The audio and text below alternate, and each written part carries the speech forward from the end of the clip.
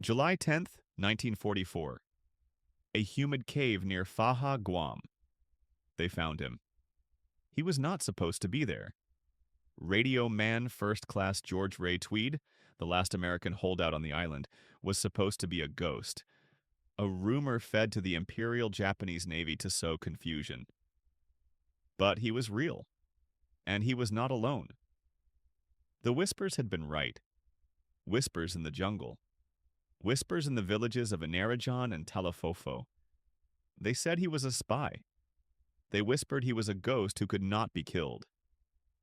The Japanese command needed to know the truth. The truth, they believed, was held by the island's Chamorro people.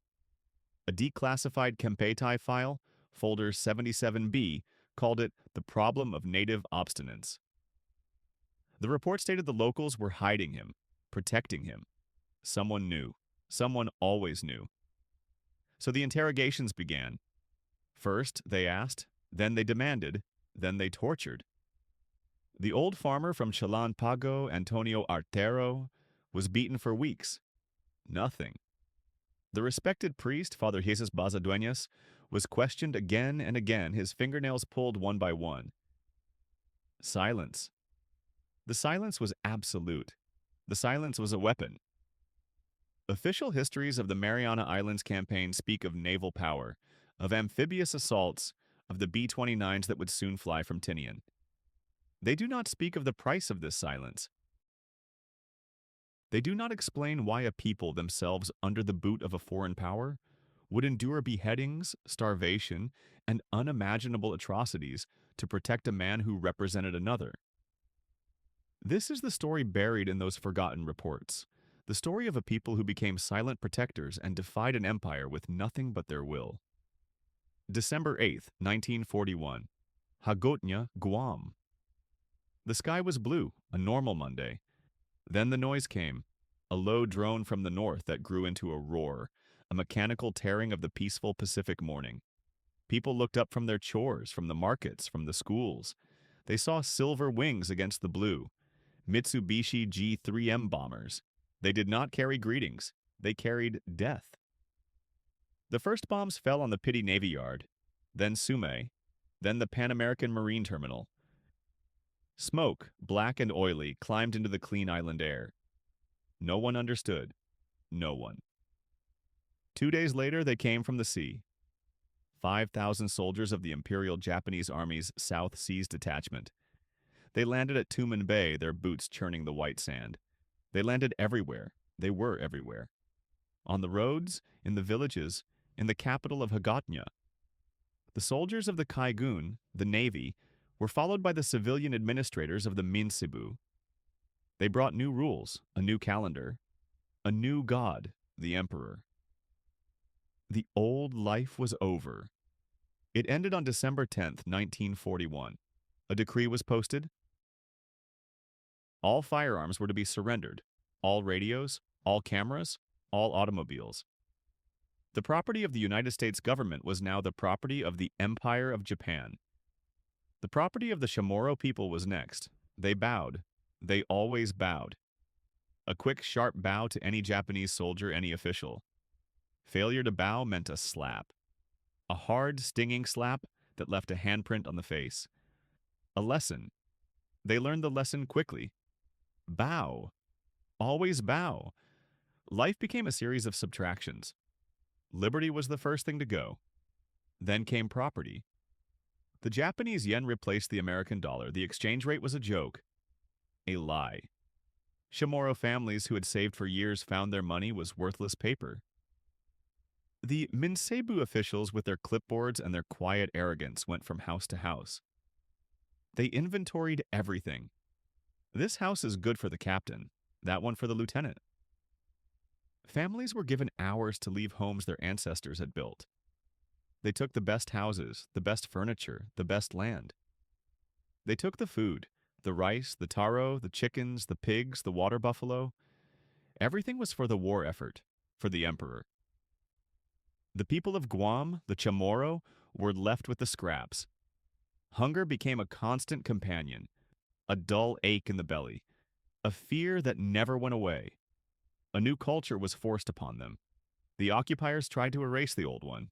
The schools were reopened, not to teach reading or writing, but to teach Nippon Seishin, the Japanese spirit. The children learned to sing Japanese songs, to bow to a portrait of the emperor, to speak a language that felt like stones in their mouths. English was forbidden.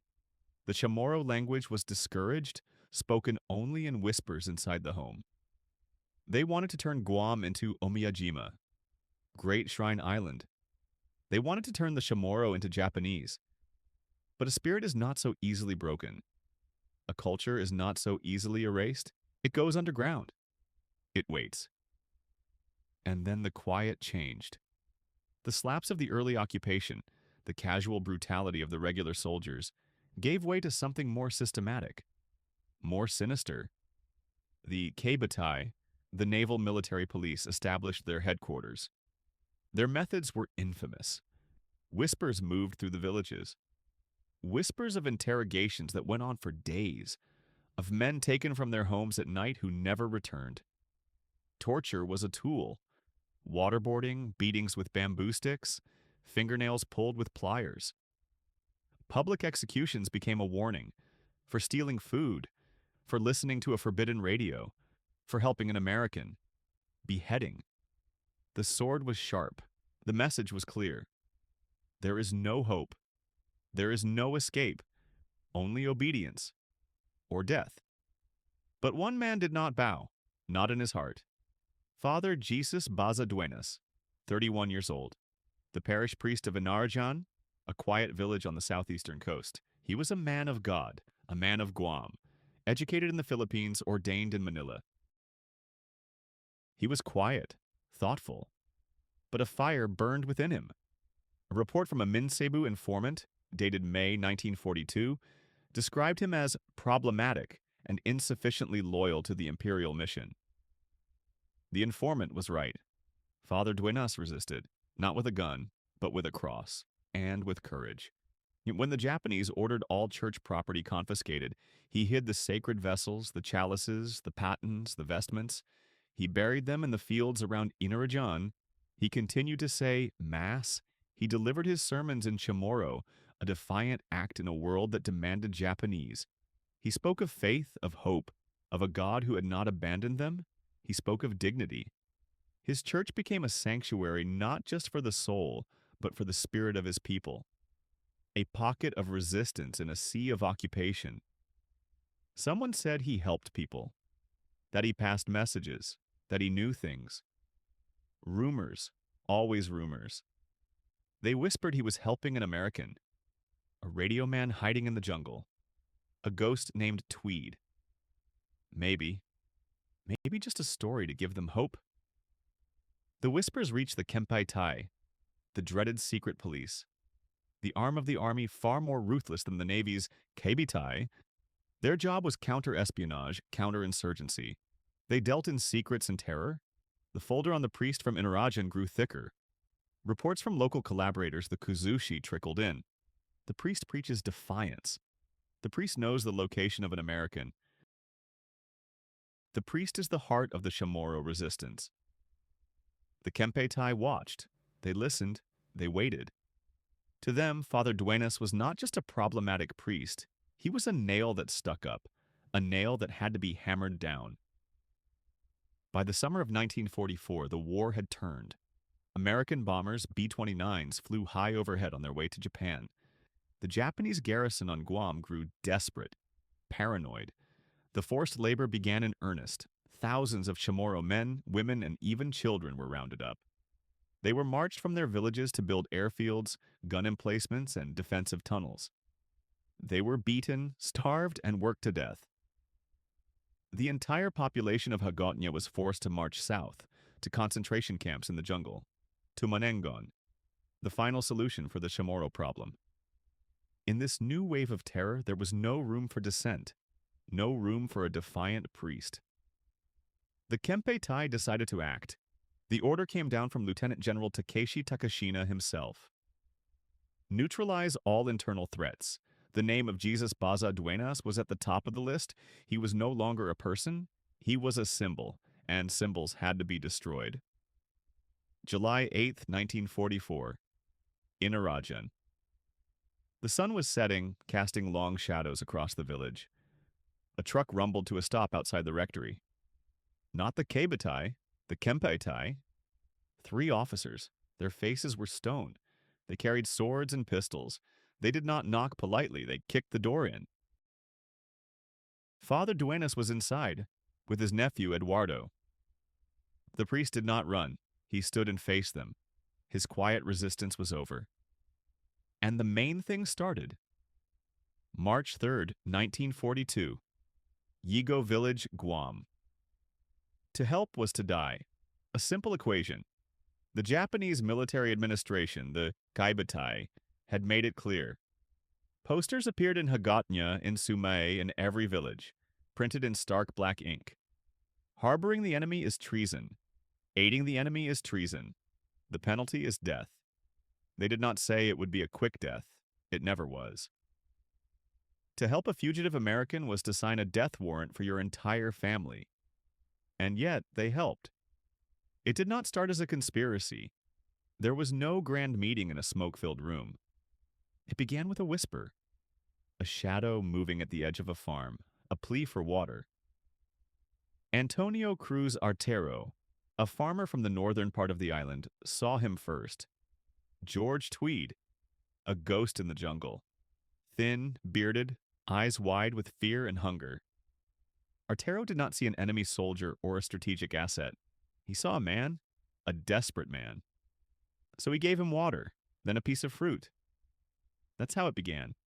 The risk was immediate, absolute. A Japanese patrol could appear at any moment. A neighbor, eager for a reward of rice and favor, could be watching from behind a coconut palm. The jungle had 1,000,000 eyes, 1,000,000 ears.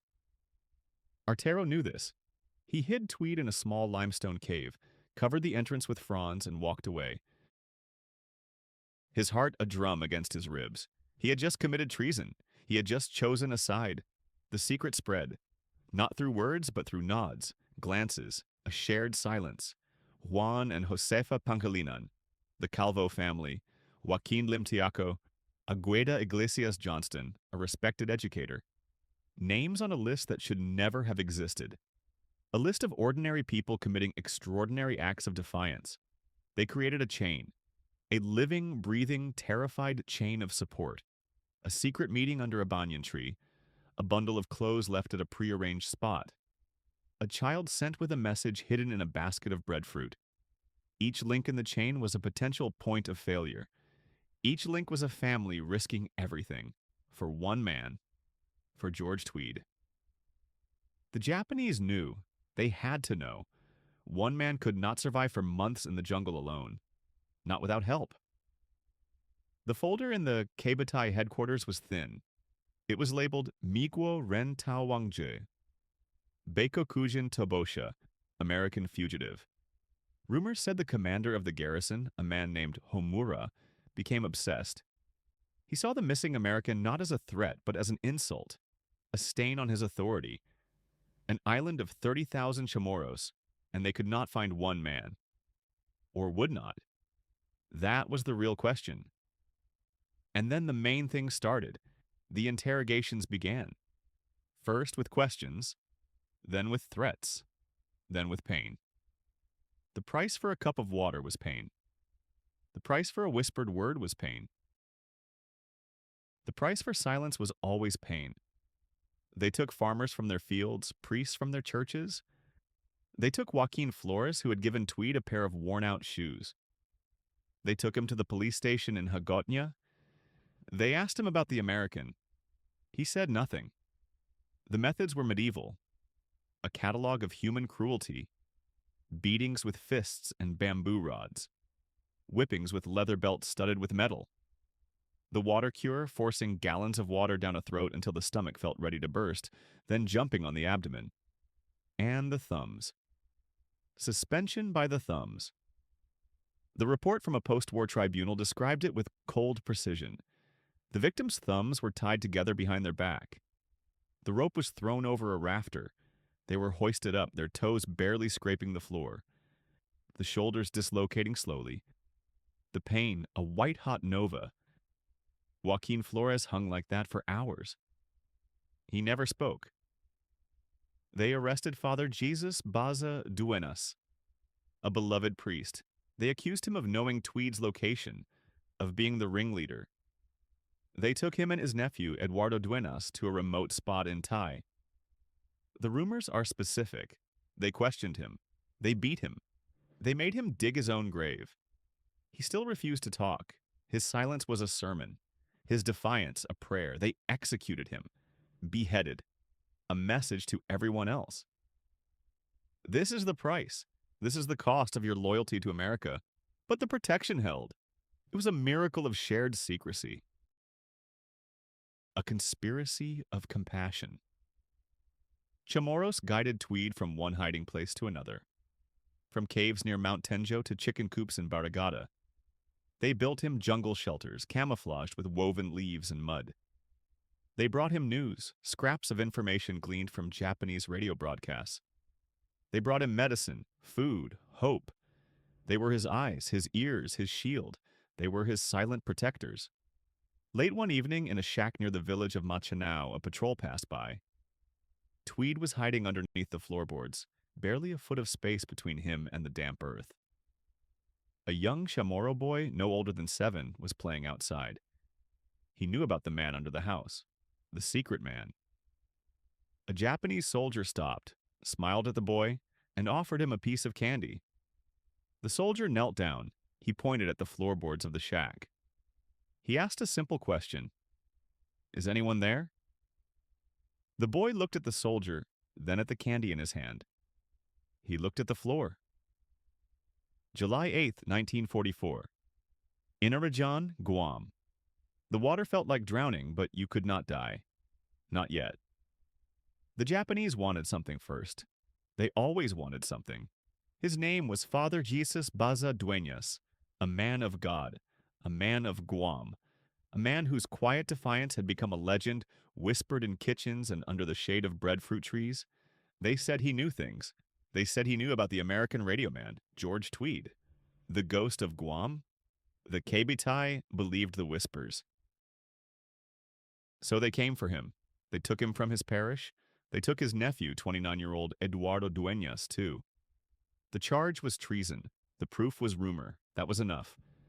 The interrogation began in a small, sweltering room in the district headquarters, the air thick with the smell of sweat and fear. The questions were always the same. Where is the American? Who is helping him? Who are the traitors? Father Duenas prayed. He said nothing. The real questions began then. The questions asked without words.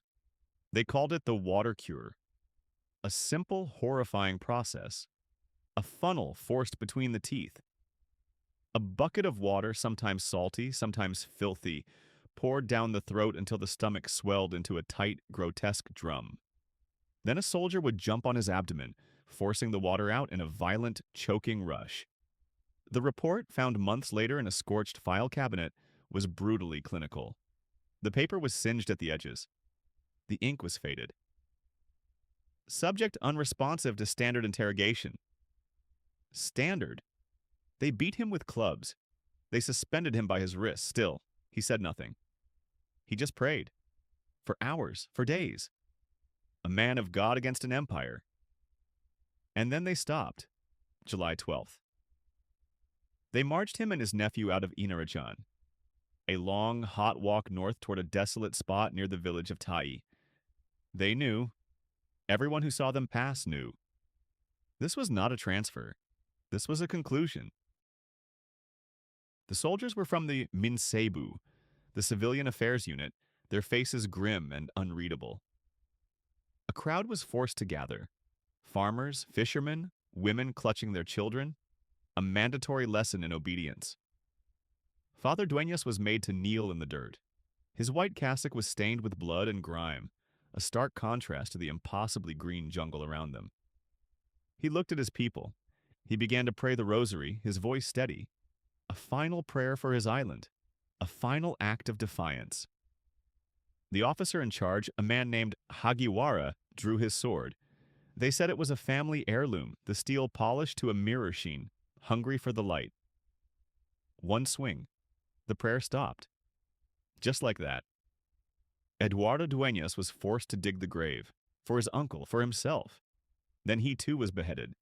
That is how a man of God died. That is how the cost of defiance was paid, in blood, on cursed ground. The beheading was not an end. It was a beginning, a message carved into the island's soul. The time for individual suspicion was over. The whispers about Tweed, about secret radios, about signals to American planes, they all curdled into a single collective crime. The crime of being Chamorro. The Kebitai gave way to the Kempitai, the dreaded secret police. Their methods were darker, their files were thicker, their justice was swifter. The American planes were closer now, their silver wings a constant presence in the sky, their shadows falling across the hills like a promise. A promise of liberation for one side, a trigger for slaughter for the other. The slaughter began where the priest had died. Ta'i. The witnesses to the execution, some 30 men and women, were rounded up. Their crime? They had seen. They had heard the prayer and the silence that followed. They were taken to a nearby farm, tied to coconut trees, and used for bayonet practice. A post-war sketch drawn from a survivor's memory shows only contorted figures and the impassive faces of the soldiers. The artist could not bring himself to draw the blood. There was too much. Then came Yigo. July 15th. The caves near the northern cliffs, a place called Mataguac. The soldiers came to the villages. They smiled. They told the people the Americans were coming to bomb them. They would be safe in the caves. Safe. It was a word that had lost all meaning. They herded them in. Men, women, children, dozens upon dozens. Blas, Perez, Cuenca, Lizama, Manabusan, whole families. They walked into the cool darkness, seeking refuge. They found a tomb. The sound was not the whistle of bombs. It was the sharp, metallic rattle of Type 92 machine guns firing into the cave mouths, a torrent of lead that tore through the crowd. Then grenades tossed into the screaming darkness. A final, percussive punctuation. The operation was overseen by Lieutenant Yoshio Tachibana, a man who would later be tried for war crimes. The files called it a mopping-up operation, and Malesso.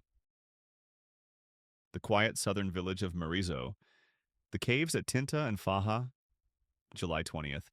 The same lie, the same promise of safety. Again they went, trusting or perhaps just too exhausted by terror to resist. This time there were no guns, no grenades, something quieter, something worse. Once the 30 people were inside the Tinta cave and the 46 inside Faja, the soldiers sealed the entrances. They piled rocks and earth, blocking out the light, blocking out the air. A survivor from Faja, who had been left for dead outside, spoke of the sounds. The scratching at first, like animals in a trap. Then the muffled cries, the prayers. Then nothing. A profound, terrifying silence that seeped out from the rocks. They suffocated in the dark, mothers clutching their children, husbands holding their wives. An entire community extinguished in the blackness of the earth. Their memorial stands there now, a cold stone list of names under the hot Pacific sun. Not everyone was killed in caves. Some were destined for a slower death, a more organized end. The order came down from Japanese headquarters. Siri. A tidying up, a cleansing. All Chamorros were to be evacuated from their homes. All of them. They were to be marched inland, concentrated, controlled. It was a death march disguised as a relocation. From Hagotnya, from Asan, from Sumai they came. Thousands of people, a shuffling, bewildered column of humanity, prodded by soldiers with fixed bayonets. They carried what they could. A bundle of clothes, a sleeping mat, a crying child. The destination was a place called Menengon, a muddy, malarial valley deep in the southern hills, a concentration camp in everything but name. The journey was 10 miles, 15, 20, under a relentless sun that baked the red dirt roads. No food, no water. To fall was to be left behind. To protest was to feel the butt of a rifle. The column stretched for miles, a river of human misery snaking through the ravaged landscape, a testament to the absolute power of the conqueror. They reached Menengon and huddled in makeshift huts of coconut fronds as the tropical rains turned the valley floor into a sea of mud. They were starving. They were sick. They were waiting. The Japanese were waiting too. They watched the horizon. They listened to the growing thunder of American naval guns. They knew the invasion was hours away, days at most, and in the camp new rumors began.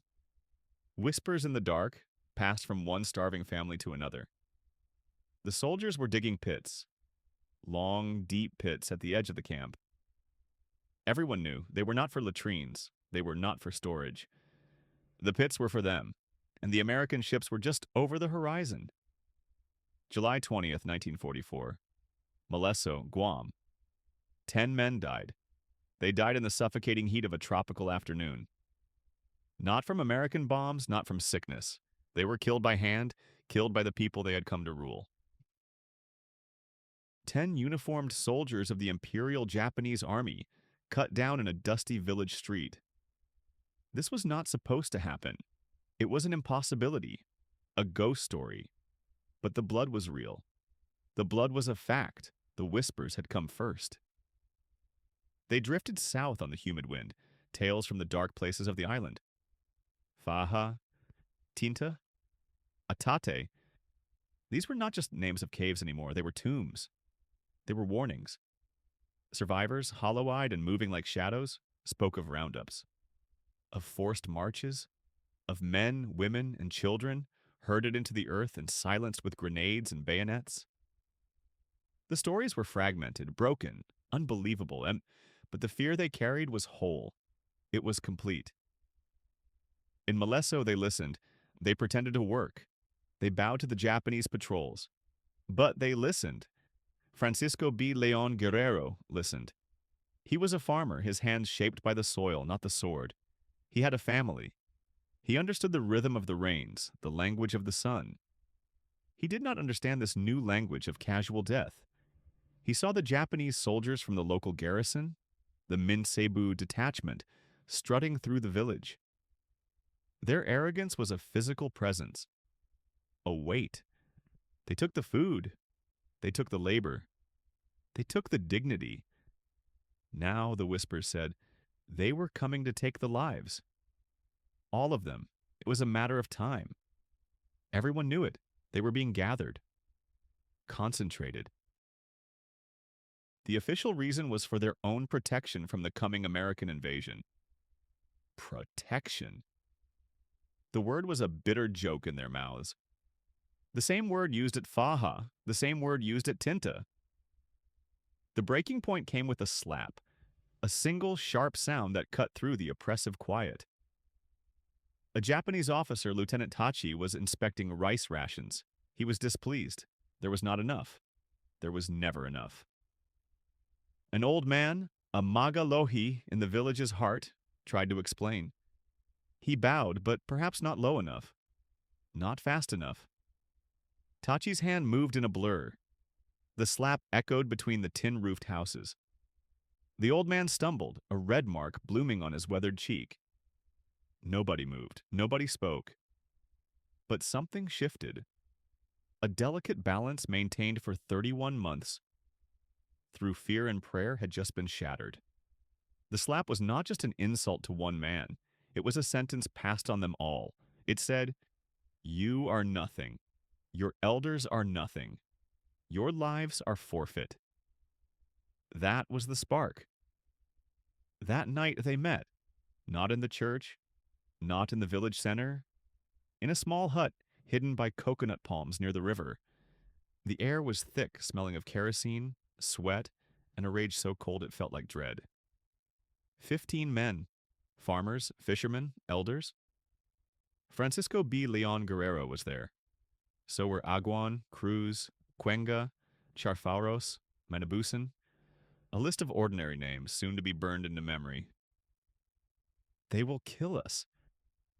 The words were spoken softly, a statement of fact, like they did in the north. They will march us to a cave. They will finish us. Silence. The truth of it settled in the small room. There was no debate, no argument. They were cornered. They were sentenced. To wait was to accept it. Then Francisco spoke again. His voice was not loud, but it filled the hut. If we are to die, he said, we will not die on our knees in the dark. We will die on our feet, in the sun. It was a decision, a final one. The plan was born of desperation, a suicide pact written in defiance. The garrison was small, fewer than 30 soldiers quartered near the school. They were overconfident, drunk on power. Their afternoon patrol was a routine, predictable as the tide. Every day just after 1 o'clock, a squad of 10 would march from the barracks down the main road and over the old Spanish bridge. They never varied the route. Why would they? They were the masters. The Chamorro were docile, broken. They forgot that a cornered animal will always fight back. The men of Moleso had no rifles, no grenades. They had what the land gave them: machetes, their blades worn smooth from clearing jungle and harvesting cane; fishing spears, their tips hardened in fire; a few stolen bayonets hidden away for a day they prayed would never come. Their greatest weapon was surprise. Their fuel was rage. They had nothing to lose because everything was already lost. July 20th. The sun climbed to its highest point, beating down on the village. Moleso looked deserted. The women and children had been sent away, hidden in the dense hillsides. The streets were empty, a trap baited with silence. The men waited. They were hidden, in the thick foliage along the road, behind the walls of the priest's house, crouched beneath the lip of the bridge. They did not speak. They barely breathed. Each man was an island of silent, focused hate. Francisco gripped his machete. The wood of the handle was slick in his palm. He watched the road. 1 o'clock, then they came. 10 of them, just as predicted. They walked loosely, rifles slung over their shoulders. One of them, a sergeant named Ito, was telling a joke. The others laughed. The sound was obscene in the waiting quiet. They approached the bridge. A bird call pierced the air, a sharp, trilling cry. The signal. From the trees, from the shadows, from the very earth, the men of Moleso rose. It was not a battle cry, it was a human roar. A sound of pure, unadulterated fury held back for almost 3 years. For a heartbeat, the Japanese soldiers froze. Their faces showed confusion, disbelief. This was not possible. These were not warriors, they were farmers. Then the first machete fell. It was not a clean fight, it was a slaughter. A maelstrom of close, brutal violence. There was no room for gunfire, it was steel on flesh, hand on throat. The Chamorro men, outnumbered in training and equipment, fought with a strength born of utter despair. They swung their heavy blades not with skill, but with force, the force of men defending their graves. The Japanese, caught completely by surprise, tried to bring their rifles to bear. Too late, they were overwhelmed, swarmed. The sergeant, Ito, managed to draw his Nambu pistol. He fired once, the shot going wild before a fishing spear took him in the chest. He fell. Another soldier was pulled down by 3 men at once. A third turned to run, but a machete caught him across the back of the knees. He collapsed, screaming. It was over in minutes. The terrible noise faded, replaced by the heavy panting of the living. 10 bodies in Japanese uniforms lay twisted in the red dirt of the road. 10. Not a patrol. An entire squad. Wiped out. The men of Moleso stood among them. They were splattered with blood, their own and the enemy's. They were exhausted. They were victorious. For the first time since December 1941, they had struck back. They had answered massacre with rebellion. The memorial plaque that would one day stand here could never capture this moment. This terrible, brilliant moment of open defiance. They held the village. They were free. For now. The sun began to dip toward the horizon. The shock wore off, replaced by a cold, stark reality. They had killed 10 Imperial soldiers. The news would reach Hagutnya. It would reach the Kebitai. Retribution would not be a single slap. It would be fire. It would be extermination. They had won the battle for Malesso. They had almost certainly lost their lives. As darkness gathered, a low, distant rumbling seemed to vibrate through the ground. It came from the sea. It could have been thunder. It could have been the engine of a Japanese patrol boat coming to exact revenge. Or it could have been something else entirely, the sound of hope, the sound of doom. They did not know which. They only knew they had to be ready. October 19th, 1945. Treasure Island, San Francisco. The metal was heavy, solid silver and enamel. They pinned the Legion of Merit to George Ray Tweed's crisp Navy uniform. The cameras flashed a storm of magnesium light that made him blink. He was a hero. The papers said so. The Navy said so. His book, ghost-written and sensational, was selling out in stores from New York to California. Robinson Crusoe, USN. A story of one man's survival against impossible odds. One man. The applause was for one man. But the story belonged to many. Back on Guam, the applause was the sound of hammers on corrugated tin. The sound of rebuilding. The island was a ruin, a ghost of what it had been. Craters from American shells pockmarked the red earth. Hagutnya was gone. Just gone. And the people were counting their dead. Not just the ones from the fighting, not just the ones from the massacres at Faja or Malesso. They were counting the others, the ones who disappeared. The ones taken by the Kibatai for a quiet interrogation that never ended. The ones executed for a suspicion, for a rumor, for helping an American, for helping George Ray Tweed. A folder in the Department of the Navy, file number 72-4A, detailed the claims. It was called the Guam Meritorious Claims Act of 1945. Public Law 224. A gesture, a recognition of debt. It allocated money for property damage, for forced labor, for personal injury, for death. The numbers were typed neatly on government forms. A water buffalo, $150. A family home, $500. A human life. That was more complicated. The maximum payout for a wrongful death claim was $5,000.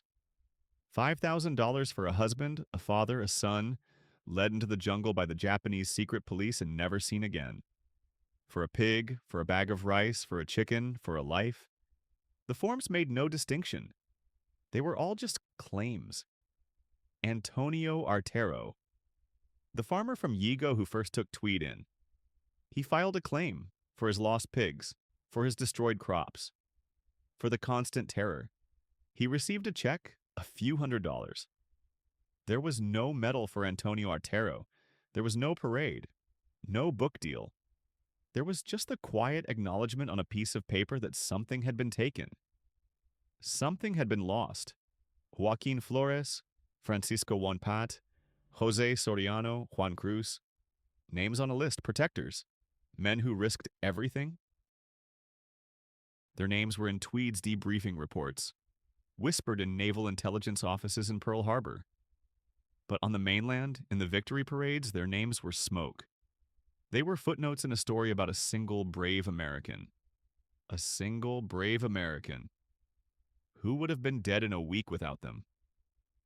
Some in Washington argued for more. Medals, they said. Presidential citations for the people of Guam. Rumors circulated of a plan to award the Medal of Freedom to the island's most courageous helpers. The plan was discussed, it was considered, it was filed away. Maybe it was too complicated. Maybe the list of heroes was too long. How do you give a medal to a whole village?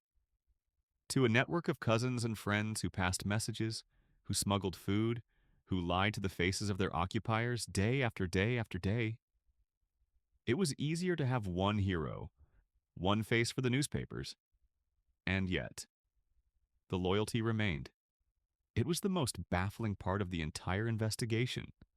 After the bombings that leveled their homes, after the years of neglect before the war, after the token payments and the forgotten sacrifices, after everything, they still raised the American flag over the rubble of their capital. They still taught their children English. They still saw themselves not as a conquered people, not as a forgotten outpost, but as Americans. Unquestioning, unwavering. It made no sense. But the facts were there. Facts are always truthful. An old photograph buried in a library archive in Manjilao shows a ceremony. Not in San Francisco. A small, dusty gathering on Guam in 1948. A handful of Chamorro men are given simple certificates, letters of commendation, signed by a local naval commander. No medals, no press. Just a handshake and a piece of paper. One of the men in the photo is Agueda Iglesias Johnston, a woman who coordinated resistance efforts, a teacher who risked her life daily. She is smiling, a tired, knowing smile. The kind of smile that understands the difference between a gesture and true gratitude. The file was called Post-War Commendations Guam. It was 3 pages long, 3 pages for 32 months of terror and defiance. In the end, what they were given was a promise, a future, the Guam Organic Act of 1950. It granted them American citizenship, not as a right, not as a reward for their sacrifice, but as a piece of legislation passed 5 years after the war ended. 5 years of waiting, of living as stateless wards on their own land. It was a promise. And the Chamorro people were used to waiting. July 21st, 2023. Manangan Valley, Yona. Stone does not forget. Not here. Not in this green, suffocating bowl of a valley where the air itself feels heavy with history. A place where 15,000 people were herded like cattle. 15,000. That's more than the entire pre-war population of Hagatnya. 15,000 Chamorros. The monument is simple, a concrete arch painted white against the relentless green of the jungle. A peace bell, donated from Japan, hangs silent. There is a plaque. The plaque has names, so many names. Not the names of soldiers, the names of families. Taitano, Cruz, Santos, Calvo, Dueñas, Pangilinan. The names of the silent protectors, the survivors, the ones who endured the forced march into this very valley. They came with nothing. They survived on hope. A whisper of hope. Today there are folding chairs. White plastic chairs arranged in neat rows on the damp grass. A few dozen people. Some wear the crisp uniform of the Guam National Guard. Others the floral print of a Sunday dress. The Manamko, the elders, sit in the front row. Their faces are maps of time, etched with lines that tell stories the history books never could. They were children then. Children herded into this valley. They saw the beatings, they heard the screams. They felt the hunger. That kind of memory doesn't fade. It becomes part of the soil, part of the air. An official from the governor's office reads a proclamation. The words are formal, polished. They talk of resilience, courage, and sacrifice.